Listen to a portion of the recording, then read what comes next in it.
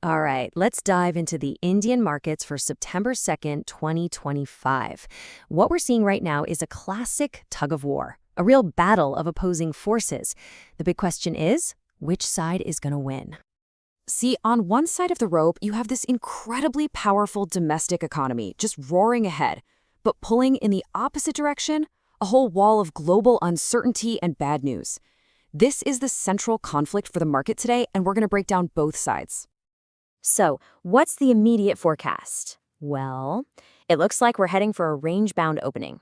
That means no big dramatic moves right off the bat.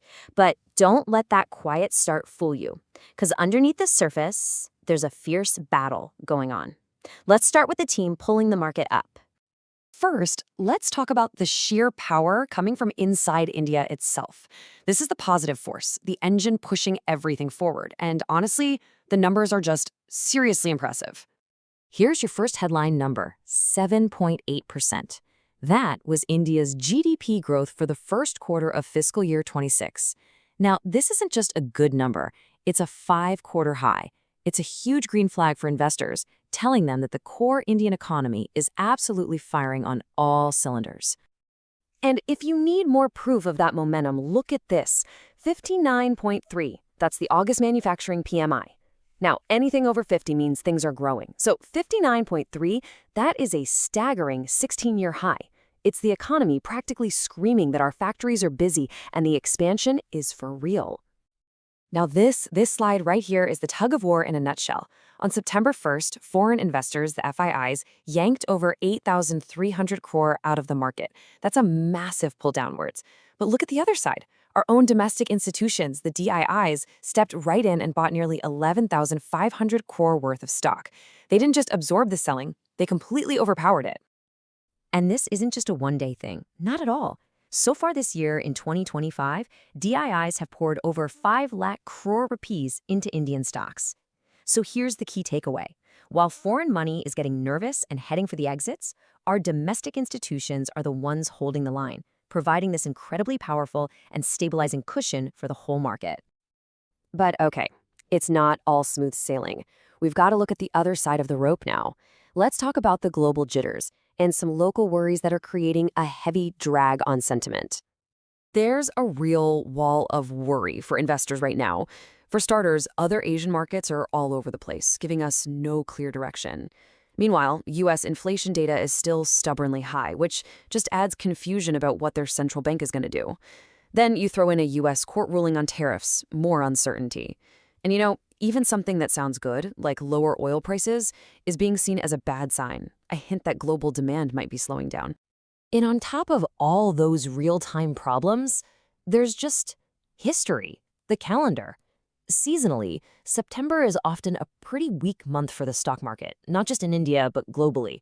It's kind of this psychological hurdle that makes traders a little more cautious than usual. And that brings us right back to the biggest headwind we have to deal with, that relentless, persistent selling from the FIIs. The money they pulled out recently marks the steepest monthly exit we've seen all year. This constant selling pressure is the #1 force that the bulls are fighting against every single day. Okay, so with these two massive forces, the domestic engine and the global jitters clashing head-on, how does that actually translate into a game plan for today? Let's get practical and look at the key levels and sectors you need to be watching. Today's battleground has a very clear line in the sand. 24,500 on the Nifty 50. This is the critical level. It's pretty simple. The bulls win if Nifty holds strong above 24,500. If that happens, we could see a nice little rally up to 24,800. But if the bears win and break that support, we could easily see a slide down towards 24,200. So 24,500, that's the number to watch all day. So now that we know the battlefield, let's zoom in a bit. Where exactly is the action likely to be? The auto sector is absolutely on fire, thanks to some fantastic sales data from August. FMCG stocks are doing well too, their classic defensive move when things feel uncertain. And there's a huge buzz around EV stocks. Ola, for example, jumped 16% yesterday because of hopes for some friendly GST reforms. Even the IT sector is showing new signs of life, with giants like Infosys and TCS looking strong. As for specific stocks, you want to keep an eye on Adani and Torrent power companies. They just won some major new projects. Axis Cade's Tech could see a nice bump after landing a big order. Now, a heads up, a few stocks like Deepak Fertilizers are trading ex-dividend today, which might cause some temporary price dips. And for Premier Energies, a lock-in period is ending, which could mean a bit more volatility. So, what's the game plan for today? Here's a quick checklist. 1. Keep one eye glued to those global cues because they could spark volatility at any moment. 2. Sentiment is fragile, so this probably isn't the day for big, aggressive bets. 3. Maybe focus on those more resilient defensive sectors we talked about, like autos and FNCG.